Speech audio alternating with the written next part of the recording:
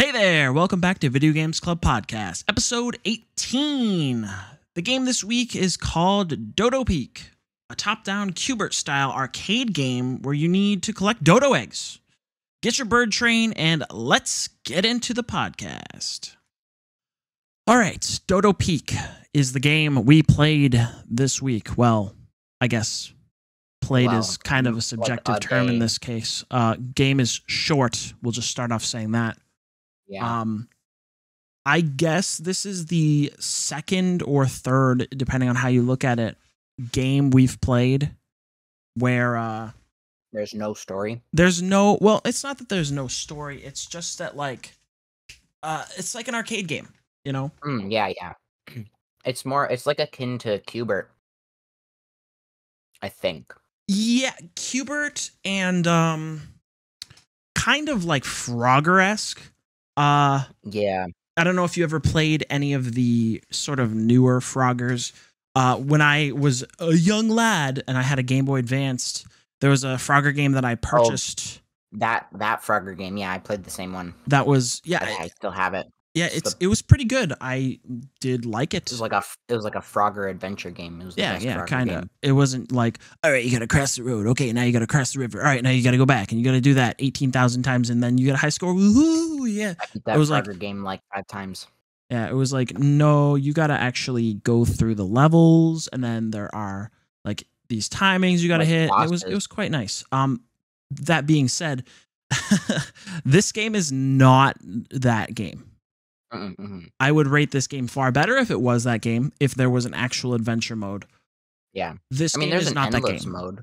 Yeah, there is an endless mode. I'm sure it's great. I didn't play it except like the one time. Okay. And I was like, all right. And then I died. And then I was like, all right, let me just keep doing these stories. It shows up when you beat a level and it's just like, you unlock the endless mode. And I accidentally... You're like, nice, let me go back to the regular mode. I accidentally clicked the go to the adventure mode because that's what it like auto select, and it's like, okay, well, I didn't want to do this, but I'll try it, I guess. Yeah. So, all right. So to describe the game, it is top-down jumping game. I don't even know. We've already said it, like Q-bert, where it's 3-dimensionals in those directions.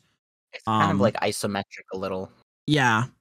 And the goal of the game is you're a dodo and you got to go and get these eggs of these small dodos and you have to get back to where you started. Baby dodos. And oftentimes in each level it's like get 4 dodo eggs and then also do it in this time period. Okay, sure. Or go get a ruby.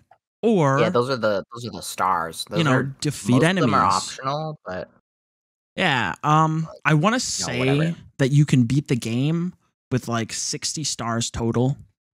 Because by beating the level, you get 1 star, and then there are 2 optional objectives. And there are 60 levels, which makes 6 worlds of 10, and you need I don't know. I want to say 25 stars or something like that to unlock the next world. Yeah, it's either. I mean, I looked at it and it said it's like get this many stars or beat the previous world or end of. Yeah, world. I mean, for instance, I'm pretty sure I had the last world unlocked by the time I was halfway through the second world. So, I was like, I could go to the end of the game, quote unquote, end of the game, and just beat it and be done. I'm like, let me just, we'll just keep progressing. Not this kind of game. You just play all the levels. I did not play all the levels. I'll say that. Yeah. It's okay. I guess we'll talk about it in gameplay. I was gonna say there were some changes in each level, but not really. Not really. I mean, they all stayed pretty close to regularly. They had some of them had different kinds of enemies. Yeah. But I think the thing to mention in at this particular moment is the fact this game has no story. Nothing to even grapple onto. Not even a trace of let me think about this for a little bit and glean some kind of information. No, it's just there's nothing. You are Dodo. You get Dodo eggs. Yep. Basically. Home. So for a arcade game, the graphics are all right. Yeah, I mean it's a newer. Yeah, I mean game. Like so this strikes me as like an. Go ahead. It's like an homage to old arcade games. Well, yeah, I mean, but okay, so like it's not even bad. It's kind of good in a sense that like you can clearly tell what's going on. The enemies, you know what they are. Yeah. The power-ups, you know what they are. Like you're at no moment do you not know what's going on. You're not like, wow, that's a weird thing. I didn't even know what that was until it ate me. Like, no. Like, you know exactly what's happening. There are like, snake enemies, and there are like scorpion enemies. There are, it's like monkeys. Yeah, it's like it's great that you can tell, and then everything's like rather cutesy. But the problem is that like nothing, like this doesn't it doesn't matter. Like I don't know. I feel really bad, like even talking about this game after having played it, because like you could have the best graphics in the world. Like this is another problem where we had with Wonder Boy and the Dragon Trap, where like if the underlying game isn't really exciting, like no amount of good graphics, and Wonder Boy had it in spades.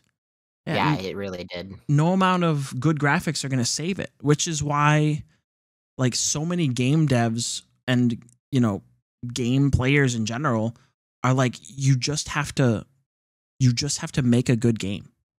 Yeah, just like a good story will beat graphics any day. Right. Like if you like, I will keep going back to Portal and Undertale till the day I die. Now, granted, Portal has good graphics, Portal but has Unreal Engine. We can talk about Undertale, which we might do in the future. But the fact that has such a compelling story, and it has such a compelling style of combat, I guess you could say, that like no amount of crap graphics, and I am I'm the person who will crap on pixel graphics till the day I die. You could also like make the same argument for the game that we played earlier was Cave Story. Oh yeah. Like, I mean, I know it was Cave Story Plus, and the Plus graphics were really good. Well, because they were like 16-bit. Oh man, they added 24-bit or whatever. They added 14 bits to the the previous 2 bits that we had before. Still looked really good, and the old graphics looked not as good in the original. But like still, as like the story of that was pretty good. Yeah. And it's not that it saved it really, because the underlying gameplay was still quite good. Was still also very good. But like it was compelling. It makes you want to play it more or play it over again. And that's important to games, I think. One thing I want to mention while we're still talking about the graphics that are, admittedly like a 7 out of 10 in the graphics category for this game. Yeah. They're pretty good. They're pretty good. If you go into options, there's no like turn down the sound option. Yeah, I noticed that too. It's either on or off. It's on or off, and you just immediately get blasted by just the loudest audio known to man. Yeah. So if you want to like save your ears, you have to go into your computer sound, target Dodo Peak, like turn it down. You have to solo it out and turn it down. And I was like, as somebody who really likes audio, that made me so irrationally angry that I just like wanted to turn the game off right there. But I didn't. I promise. Yeah. I just wanted to mention that because it bothered me so much. Unfortunate.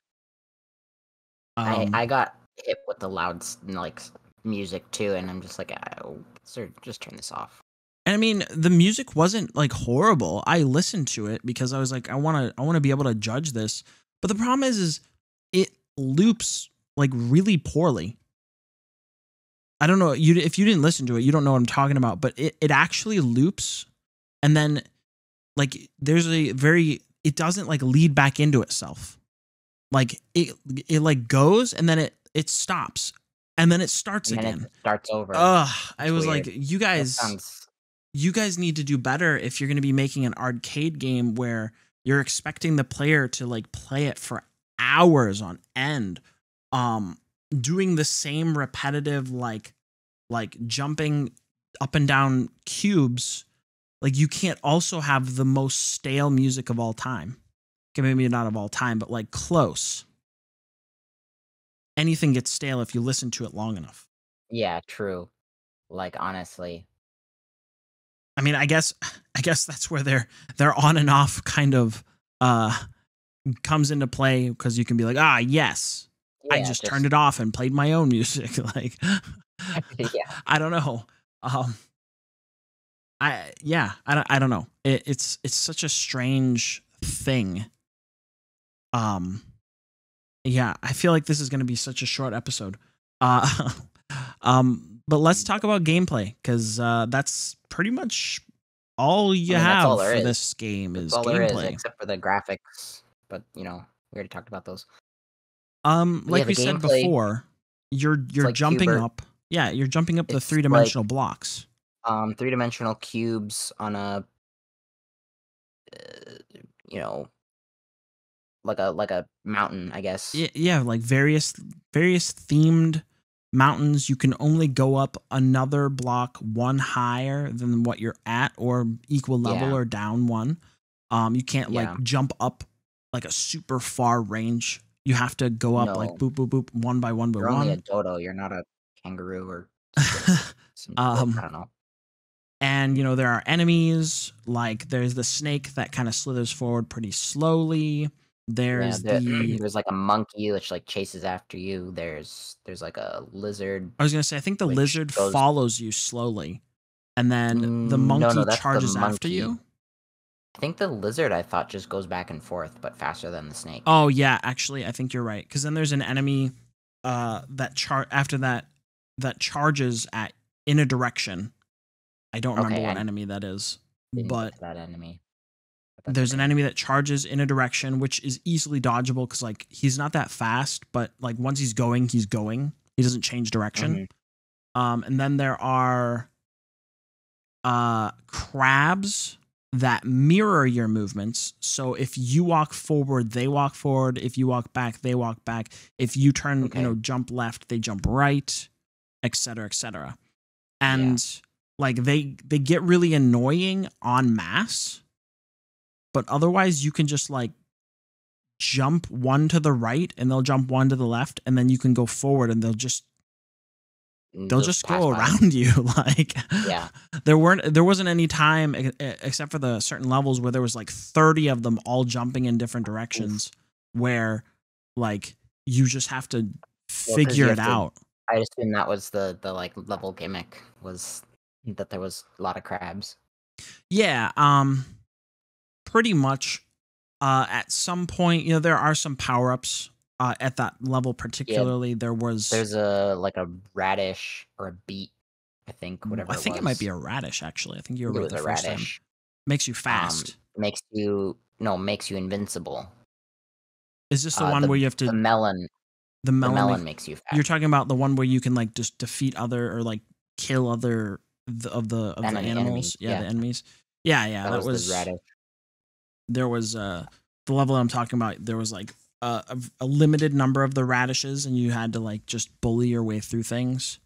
Yeah. And if you ran out, well, sorry, Yeah. I can't remember what level that is. I think it was like level 40 or 50, but yeah. I never got that far.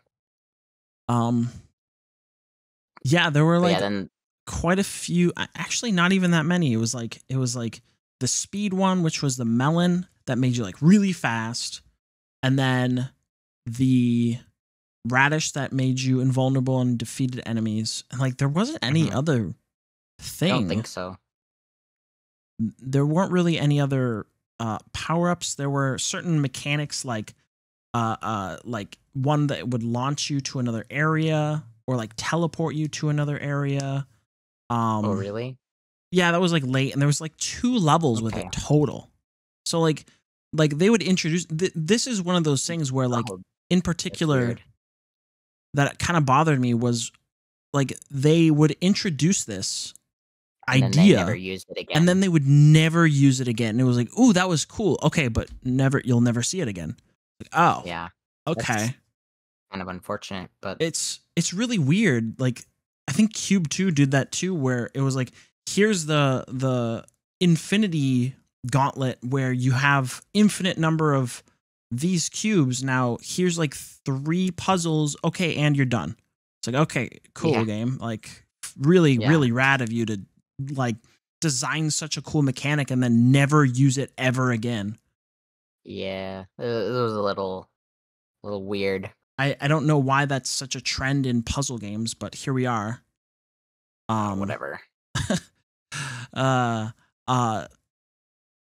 I mean, what else was there? There were some you didn't get there, but I like toward the end of the game there were monkeys that threw like snowballs. Oh. So that was really annoying. Sounds not fun. Because like if you ran in like a straight line in their direction, you just died, no matter how fast it was. If you ran away from them, they could never hit you. Which meant if you got into a long corridor to go one way, coming back was like actually impossible. Oof. Which only happened, I believe, like 1 time if you wanted to get 3 stars. Yeah. But yeah, it's like certain weird mechanics that were just very frustrating. And then there was, toward the end of the game, there were certain like floor hazards. For example, it wasn't like a flame, but it was like a molten like pillar where you would step on it. Yeah, you can step on it once, and then it would raise, and then it would be up for a while, and then it would leave. Mm-hmm. So that was like something else to consider. So like you had to be faster. Yeah. Not only that, but also like spikes and Oh yeah, I guess the spikes that would like go up and down. Now this is all to mention that whenever you would get an egg, I guess we should have mentioned this at one point. Whenever you get an egg, it's a small dodo that follows you behind you and goes exactly where you go. Right. So if you dodge an enemy, you have to dodge that enemy for like 5 tiles behind you. And if you accidentally jump up in a place, you've got to like jump 5 times to make your entire train jump on that tile. To keep it away from whatever enemy. Yeah, to keep it away from whatever hazard is there. And so like that was really annoying, but like entirely expected. I mean, that's what was the entire like the whole game. That was the entire game. Yeah, basically. Literally the main mechanic. Yeah, but it just made like because the main goal of the game is like get to the bottom or up to the top and then back down around to where you started. Okay. Yeah, that was like the main house, and then you collect the small dodos and then you go home. Right, and so getting back, if you're like, let's say you're Frogger style, right, where there are enemies like going left and right, some faster than others, some slower than others. It didn't matter sometimes whether it was faster, if you were going faster or slower. Sometimes, or like they were going faster or slower. Sometimes you could like spam your way past the faster ones with only 1 egg behind you. But if you had 5, you just died. Yeah, because it would hit the last one in the row, and then oops, you lost. It's like, oh, all right, over. Cool, thanks. Yeah, like obviously that's the main meat of the entire game, but it was kind of annoying. I'm not gonna lie, I kind of got upset by certain times where I'm like, why? I just want to go through here, you know. Yeah, I think I 3-starred maybe like the first 3.5 worlds, and then I kind of said I'm done with this and just like started beating it. And if I got 2 or 3 stars, like great. I wasn't gonna go out of my way to try and get the ruby or like Yeah, finish it fast. a lot of the levels, a lot of the stars were like finish it in under X amount of seconds or something. And I mean, honestly, those were the easiest ones because it was just like figure out what inputs. Well, just like figure out what inputs and how many got you the quickest time, and like that was easy. Once you figured it out, it was easy. It was just executing, right? Yeah, because it was like, all right, I need to go down 4 times and then wait, and then a spike goes up and then it goes down. All right, now down and left 3 times each, down, down, down, left, left, left. Okay, now we gotta wait. Okay, now grab the egg and go around. Grab the melon. You now super speed over this way, and then you go up and you just like do the whole level like that. And as long as you didn't make too many mistakes, it was like really, really easy. But the problem is mistakes are pretty easy to make, especially since it's not like a fully up, down, left, right matching perspective. It's on like a diagonal skew. Yeah. So that. I mean, what else is there to talk about this game? There's different kind of a dodos you can unlock. Oh yeah, there are different dodos you can unlock. That that was kind of weird. Different speeds. Yeah, that was kind of weird where there was like, here's money that you get in the levels that you can use to unlock dodos that are then faster than the previous dodos. But it's like, wait, are certain scores locked behind the faster dodos? I would assume so. Do you need the highest speed dodo in order to get some of the speed challenges? Or is it just like you can beat every level with the slow dodos? It's just certain things are easier to bypass because speeds, like, I don't know. Yeah, I don't have the answer to that.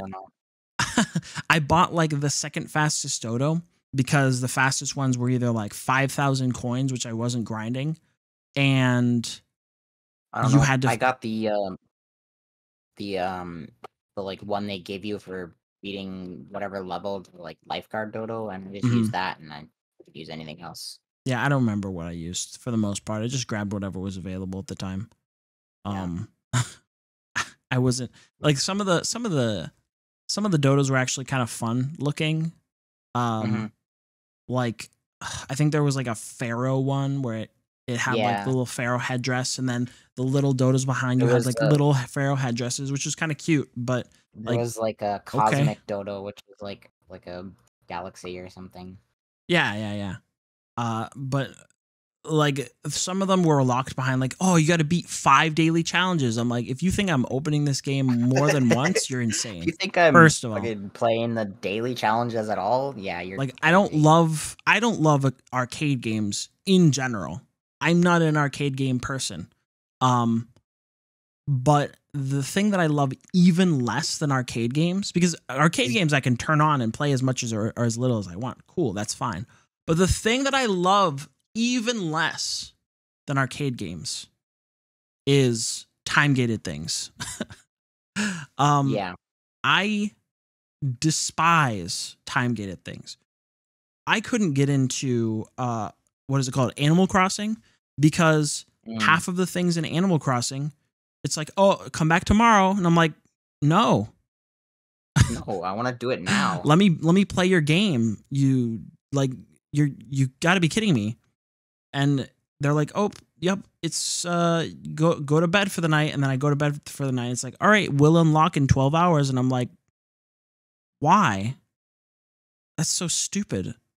Yeah. But I know there was like a 1 or 2 time thing in that entire game, and like a lot of it is time based for things that grow. But it was just a game that like you play, and then like in real life you go to bed, the next day you pick it up again.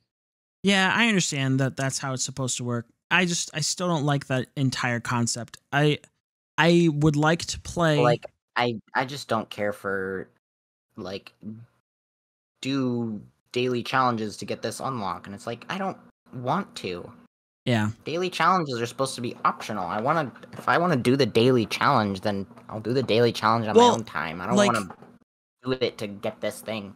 Certain times certain times you can make daily challenges good, right? Where one, it's got to be optional. Two, it's got to be in a PvP game. Or this is an or, right? Like dailies in a PvP game or a game that has like other player interaction is great. You can do that and it's perfectly fine. You know, like gachas or MMOs, that's a fantastic time to add daily challenges. Daily challenges in a single player game, you have to make them either like so interesting or so wildly different than the regular gameplay that I want to go do them. I cannot wait to log in tomorrow to do them. But if it's just like, here's a daily challenge that unlocks the only way you can progress in the game. Haha. Something Binding of Isaac. Binding of Isaac is fine because you don't have to beat it in order to progress, except for maybe like one or two unlocks. The unlocks that I'm talking about are the ones where you have to play 5 daily challenges in a row consecutively. Yeah. Okay, so that's a little annoying. To be fair, I don't remember if you had to beat the daily challenge. I think it was just you had to play it. Yeah. Okay, that's a little annoying. I will admit, but it was still a little annoying because it's like, what if I can't play my game that day? What if I can't play it 5 days in a row? Die. You start over. Start from 1. Roguelikes. Yeah, I suppose that's a pretty good example of a bad idea. Don't do that. But yeah, I don't know. I feel like there's a lot more to that game where like you're probably not getting all the unlocks in one day if you're a regular player. Yeah, true. I mean, Isaac's definitely a game. It's one of the games of all time for sure. Yeah, I mean, all right. Like I'm ready to wrap this up. This game is it's pretty short. If I were to put it into a short sentence, I didn't really like it. I thought it was okay, but I mean, I could leave it. Like, if I were to compare it to other arcade games that we played in this series, well, I suppose I played them. You did not, which was a recharged. I played one of them. Yeah, Black Widow Recharged and Centipede Black Widow Recharged was much better than this one. Yeah, they both were so much better than this game. They were frustrating at points, but like I think that those games are much more in the realm of like if I sat down with these 3 games, you know, I would rather play Centipede Recharged for hours than this game for hours. Yeah, personally. Agreed. I haven't actually played Centipede Recharged, but it's actually the better one of the 2. Maybe I should. Yeah.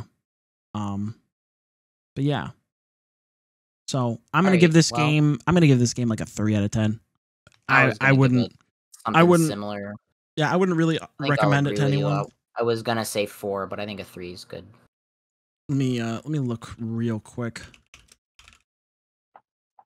Dodo Peak is not on Steam.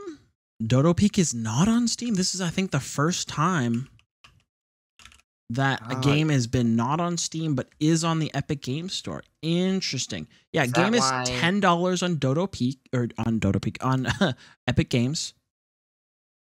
Is that why? Is that why? What?